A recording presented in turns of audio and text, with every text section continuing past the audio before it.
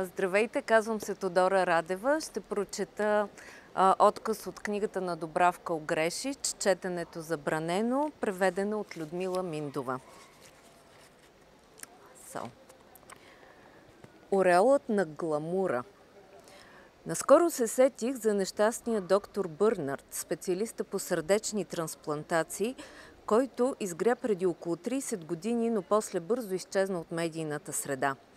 Случаят се доказва, че въпреки най-добрите намерения на много професори, все пак да имат достатъчно звезден потенциал.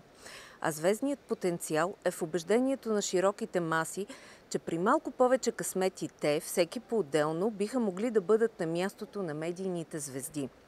Що се касае до случаят с Бърнард, на всички онеправдани и осъдени на анонимност маси им стана ясно, че абсолютно всеки може да бъде пациент, но хирурзи само някои. И така доктор Бърнард напусна звездната си орбита и потъна в анонимността на специалността си.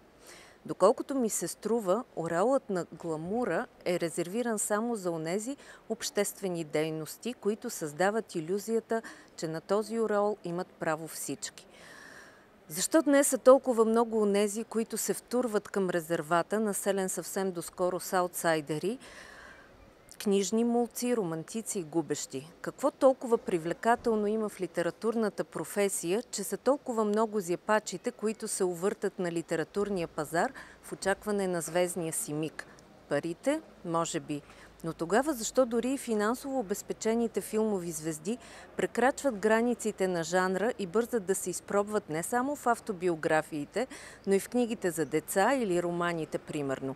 Защо постъпват така литературните теоретици, психолозите и лекарите? В един от ноемврийските броеве на Guardian имаше ожесточена преписка между Дейвид Ли, изкуствовед, и Трейси Емин, преуспяваща млада художничка и галеристка. Ли изказа мнението, че ядрото на модерната художествена продукция е резултат на измама, при което обвини младата художничка в неграмотност. На обвинението му младата художничка отвърна с звучната реплика: "What if I am literature? I still have a right to do a voice."